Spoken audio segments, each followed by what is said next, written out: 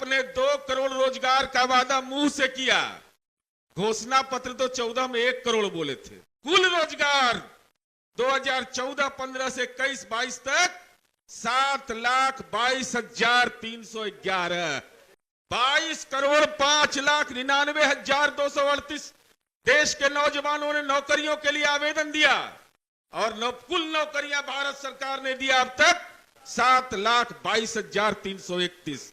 तो इतना तो मेरा श्रम संसाधन शिक्षा विभाग मिला देंगे तो मेरा उससे ज्यादा हो जाएगा। नमस्कार, मेरा नाम उत्कर्ष है। आप लाइव सीरीज देख रहे हैं। बिहार विधानमंडल का बजट सत्र चल रहा है और ऐसे में बीते दिन जेडीयू एमएलसी और मुख्य प्रवक्ता नीरज कुमार ने केंद्र सरकार और उनके दिए हुए रोजगार को लेकर जमकर निशाना साधा है। कहा कि 2014 के बाद से उन्होंने कहा कि 1 करोड़ रोजगार देंगे, उसके बाद मुंह से बोला 2 करोड़ और दिया कितना, तो दिया है 7,22,311। इतना ही नहीं, उन्होंने यह भी कहा कि कुल आवेदन की अगर बात की जाए तो 22 करोड़ से भी ऊपर आवेदन वहां दिए गए, लेकिन नौकरियां कितनी दी गई, 7 लाख और कुछ। इतना तो हमारे शिक्षा और श्रम संसाधन विभाग ने दिया होगा। देखिए तमाम मुद्दे को लेकर सदन में किस तरीके से बोल रहे हैं जेडीयू एमएलसी नीरज कुमार। सवाल है, जिस सवाल पर लोग राजनीति में प्रवचन करते हैं, ये हमारा दस्तावेज नहीं है सभापति महोदय, ये पार्लियामेंट का दस्तावेज है और पार्लियामेंट में 27 जुलाई 2022 डेट को नोट कर लीजिए। आपने 2 करोड़ रोजगार का वादा मुंह से किया, घोषणा पत्र तो 14 में 1 करोड़ बोले थे। घोषणा पत्र में 1 करोड़ मुंह से बोला रोजगार का वादा और 27/7/2022 तक कुल रोजगार 2014-15 से 21-22 तक 7,22,311, 7,22,311। और इस देश को कौन सा विश्व गुरु बना रहे हैं आप? और आवेदक की संख्या भी है सभापति महोदय, ये पार्लियामेंट में रखा गया है। केंद्रीय मंत्री ने मंतव्य दिया है, उसमें आवेदक कितने थे? 22 करोड़ 5,99,238। 22 करोड़ 5,99,238 देश के नौजवानों ने नौकरियों के लिए आवेदन दिया और कुल नौकरियां भारत सरकार ने दिया अब तक 7,22,331। तो इतना तो मेरा श्रम संसाधन शिक्षा विभाग मिला देंगे तो मेरा उससे ज्यादा हो जाएगा। ये देश में रोजगार देने का वादा, इसकी अद्यतन स्थिति मैंने बताया। और जरा सभापति महोदय, चूंकि रोजगार पर आपने छेड़ दिया, नहीं तो मैं नहीं बोलता, ये तो आपका मसला था, लेकिन आपने कहा कि आपने रोजगार का वादा किया है। देश के राष्ट्रीय सुरक्षा के लिए बेचैन, देश के सरहद की रक्षा हम करेंगे, स्वाभिमान का सवाल जोड़ते हैं। आपने ये देखा है, ये पार्लियामेंट में जवाब है आपका, ये दस्तावेज है।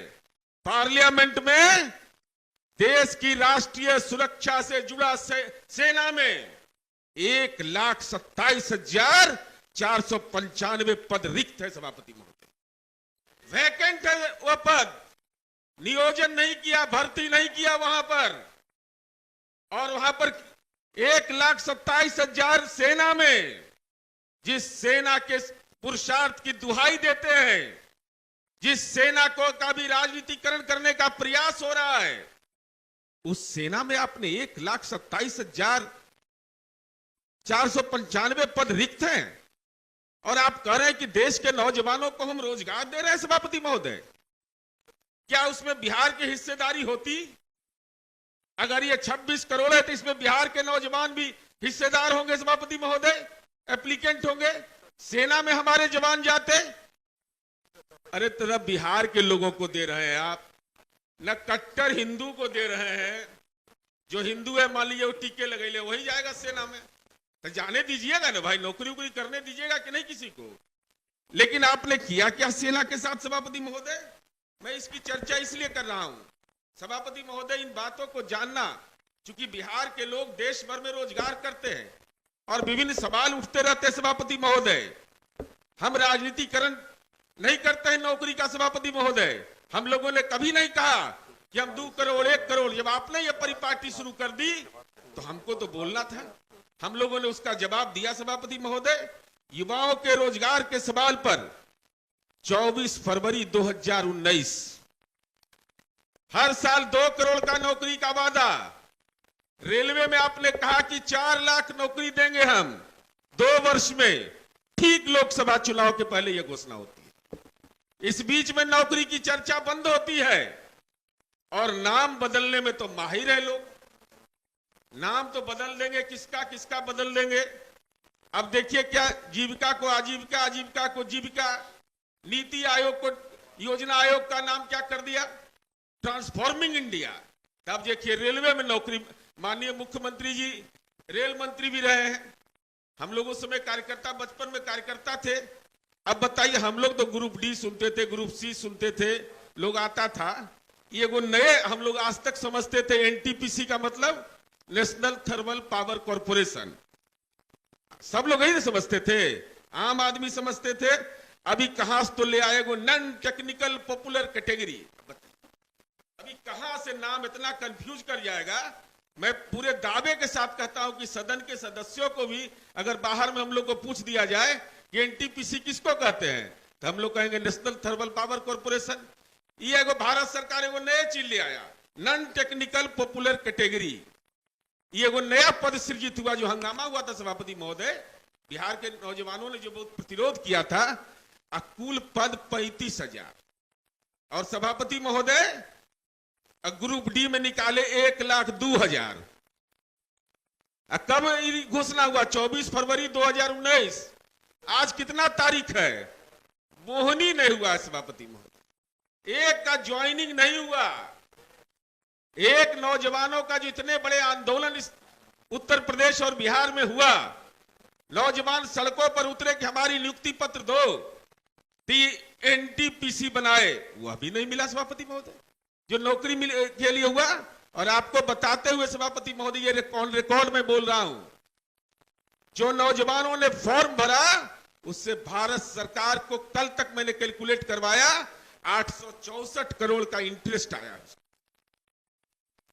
उन नौजवानों को नौकरियों के अवसर नहीं मिले, अब तक उसकी ज्वाइनिंग नहीं हुई। और गवर्नमेंट ऑफ इंडिया 864 करोड़ रुपया उन परीक्षार्थियों से फॉर्म भरवाने के नाम पर जो शुल्क लिया गया, उससे सूद कमा रही है दिल्ली की सरकार और नौकरी नहीं दे। तो आपने साफ सुना, मुंह से कह रहे हैं केंद्र सरकार 1 करोड़ रोजगार देंगे, लिखित में भी कह रहे हैं इतना रोजगार देंगे, लेकिन दिया कितना? 7 लाख। और उतना ही नहीं, उन्होंने यह भी कहा जिसके लिए आवेदन केंद्र सरकार में 22 करोड़ से ऊपर गया।